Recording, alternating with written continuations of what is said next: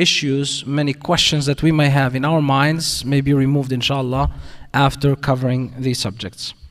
So tonight we're going to start, as I said earlier, with the intention.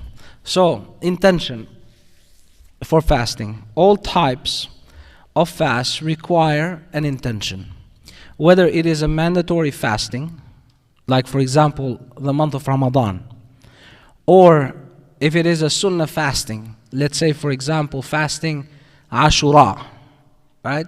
The day of Ashura, or Arafat. During the day of Arafat, that is a sunnah fasting. So whether they are obligatory or non-obligatory types of fasting, they are all required to have the intention, niyyah. Now, often people, they have questions about this one. They say, how should we form the niyyah? Does it have to be formed in a particular way? And we know that in many places where we grew up, they taught us even how to make the niyyah. For example, when it comes to the prayer, نويت أن أصلي لله تعالى صلاة السنة الظهر. Let's say, for example, أداء مستقبل القبلة الله أكبر.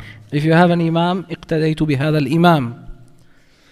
So, pretty much it is like the formula, if I may say, the intention that I intend to perform the sunnah prayer facing the qibla, and you say Allahu Akbar. Or for example, I intend to perform the fard prayer of this particular, prayer, let's say dhuhr or asr, following the imam, and then you say Allahu Akbar. And then what happens? Then you start either the fasting, in this case, during Ramadan, or you can start the prayer, whatever you have intended for. However, intention, it is not mandatory to be formulated. There is a difference of opinion among the scholars of the different schools of Islamic law in regards to whether having the intention, most of them definitely they say you need to have the intention, right? Shafi'is, for example, they consider that to be a must, wajib, according to Shafi'is.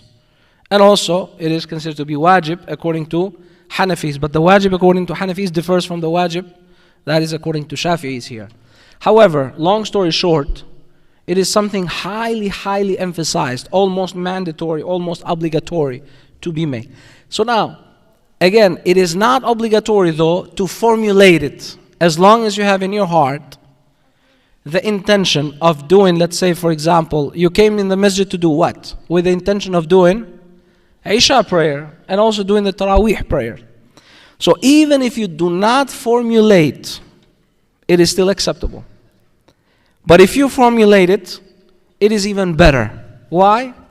Because it becomes more crystal clear in your mind what you are about to do at that moment.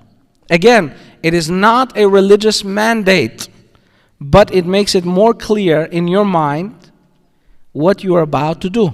So for example, you formulate the intention by saying, I'm intending to pray the fard of Isha, facing the qibla, following this imam. So it's clear to you at that point. But as I said, this is not obligatory. Mandatory is to have the intention, like in your heart, to know. Like for example, you're not going to be praying Asr time right now. You didn't come with the intention of Asr. If you came with the intention of Asr, then, that's a different story there. Then we got a problem there. But you came with intention, even though you did not formulate, it is still acceptable. That's what I wanted to clear out right here. All right. I think it's interesting for all of us to listen to these things, especially in a night like this, to have an opportunity to learn, because unfortunately we cannot hear these things every day. We are not going to have people teaching us these things all the time. So I think these are important, to really reflect and at least know. Anyways, those who benefit, inshallah, they benefit. Those who don't, inshallah, they do in the future. All right, so let's move on. The next thing that we're going to talk about is things that invalidate the fast. These are called the mufsidat. Mufsid. Right? Mufsidat is the plural of the word mufsid, or mufsida, something that invalidates. Mufsidat is the plural. things or matters that are going to invalidate fasting. Let's see now. Actions of one who is fasting are divided in 4 categories. Again, actions related to fasting are divided in 4 categories. Number 1, those that require a makeup as well as expiation. Those that require a makeup in the eyes and, right? Not that kind of makeup? No, right? Alhamdulillah, you guys following, mashallah, that's beautiful. So those types of fasting that require a makeup. Makeup meaning that you're going to replace that missed day later on during the year. That's what it means, replacing that day, a makeup day. And also, they require not only making up that day, but expiation as well, kafara. Kafara means expiation. You have to pay in a different way as well. Maybe you have to pay some money, maybe it's related to a matter like that. That's the first category. Second category, those that require a makeup without expiation. So let's say, for example, you miss a day of fasting today, or tomorrow, or any day throughout Ramadan, and you make that day up after Ramadan is over. You don't have to give anything extra if you just simply, you were sick or you couldn't fast, then you just replace it without necessarily paying anything, without paying a kafara, expiation. So that's the second category. Third category, those actions that require nothing and are not disliked. Again, actions that require nothing. Like you don't need to make them up. You don't have to make up that fasting. For example, what would be an example?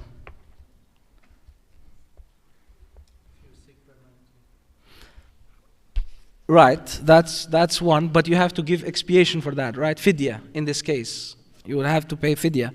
Let's say, for example, it is Ashura. It is a sunnah to fast Ashura. Do you have to do that? Do you have to make it up later on? No. Do you need to pay something for it as an expiation, kafara? You don't have to pay either. So if you missed it, you missed it. You don't have to make it up, you don't have to. And these are the sunnah fasting, for example. Alright, so let's move on. Those that require nothing yet are disliked. Actions regarding fasting that require nothing, but actually they're disliked to be done. For example, breaking the fasting for not a good reason. And I'm not talking about Ramadan, I'm talking about other types of fasting. Alright. Those that require a makeup as well as expiation. What are these actions where we are required to do qada, makeup? It's called qada, right? We have two in usul al-fiqh. When we study usul al-fiqh, the principles of Islamic knowledge, we come across 2 words, ada and qada. Ada as well has ada qasir, right? Ada qasir, and also kamil. So does qada. Qada qasir and qada kamil. I'm sorry if I'm getting a little bit into details, but these are, for example, qada, it's a makeup, and you have a full makeup, or you have a short makeup, meaning that when you're trying to make it up, you're not going to be able to make up in the same way. Similarly, ada. Ada is when you answer it on time. Like for example, when you're doing fasting, today you fasted, you did ada of fasting today, you fulfilled it on time, and you did kamil, without any shortcoming. Qasir, it would be something else, like maybe a shortcoming in your fasting as you fasted today. Alright, so going back again, those actions that require makeup as well as expiation, as well as kafara. What are these actions? If one eats or drinks something of nutritional value, something customarily eaten, or something for medicinal purposes, or if one has sexual relations in either, let's say with his wife, then he must make up the fast as well as perform expiation. You had no reason actually to break your fast, but you just decided to break it all of a sudden.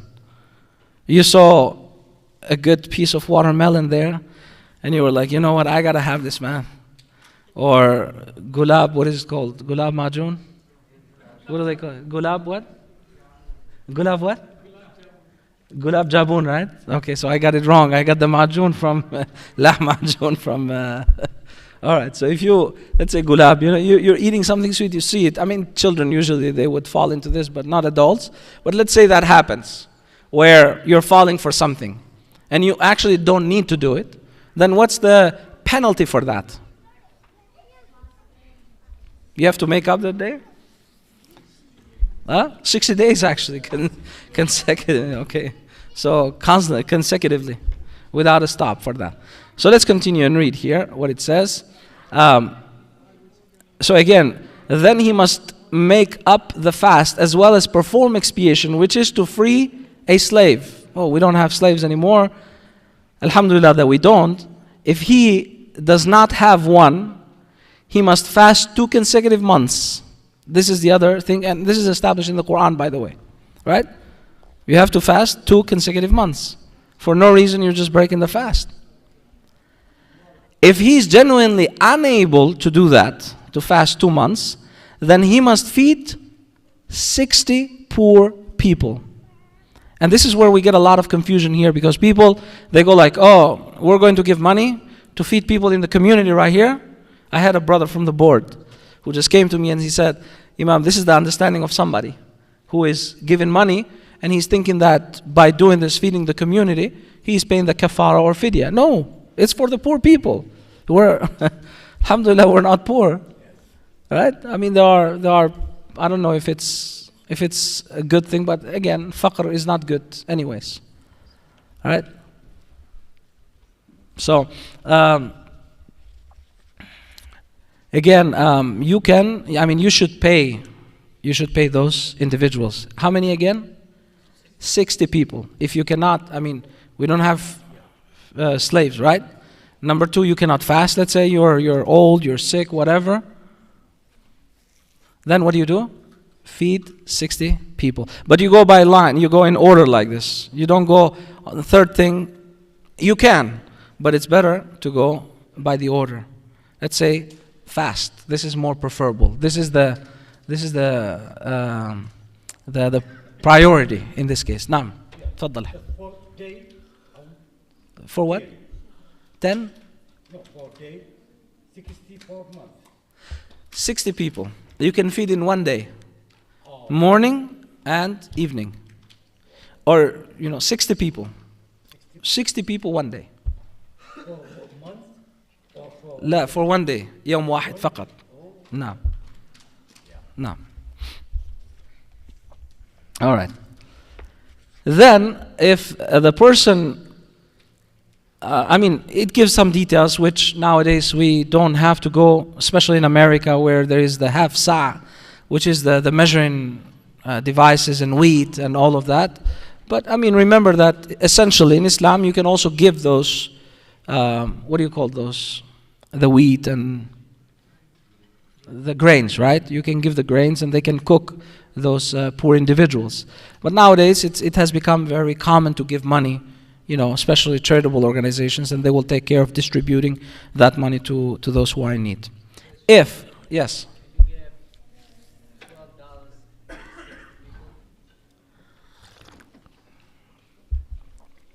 So the best thing is to give, this is not fidya, this is the kafara. So the best thing is to give 60. This is the best thing. And if that's not possible, but you have to give it slowly in installment like that, inshallah, that is also acceptable as well, inshallah. All right, so if, however, he does one of the above, namely, he eats, drinks, or has intercourse out of forgetfulness, then he neither has to make up the fast nor perform expiation. What do you do in that case? And we're going to close it with this one, inshallah. Again, you forgot about it. And all of a sudden, you're having a great lunch. It's Ramadan, especially in the first day. Or you're drinking your favorite juice or your drink. And then all of a sudden, you remember later on, man, I'm fasting. What did I do? What do you do? Do you have to make up that day later? No, right? You don't have to make it up. You continue fast because it was out of forgetfulness. And according to hadith of Nabi alayhi salatu wasalam, we know that Allah subhanahu wa ta'ala forgets people who do things out of mistake or forgetfulness. Khata wa nisyan. Khata wa nisyan. So again, it's very important to realize that we can continue without any problems. But if we do it intentionally and we know what we're doing, and you can tell people whatever you want. It is Allah subhanahu wa ta'ala who knows what's inside of you and the way how you thought. So these are the laws, Islamic laws, in regards to when you do expiation and when you don't have to actually do expiation, and when you don't have to replace or do qada that fasting with another day throughout the year. It may get a little bit technical because these are all fiqh issues, but inshallah, I hope I did an alright job to make it as simple as possible, inshallah, for myself and all of you here tonight. If there is any quick question, I can take that. Otherwise, we start with Aisha. Yes. Yes. So, medicine for ice, does it break fast or not? Medicine for ice, it's not going to break the fasting. Alright? Anything that passes through the mouth, or through the nose, or through the ear as well, or through the other places, that gets inside the body, that breaks automatically the fasting. So now the ice, it's a small thing, right? That is just, to clear. It's not really going inside your body. It's staying within here. But if it's going through your mouth and from your nose, it's a different story. Yes. Can you swim during fasting? Yes, you can swim during fasting. During fasting, you can swim.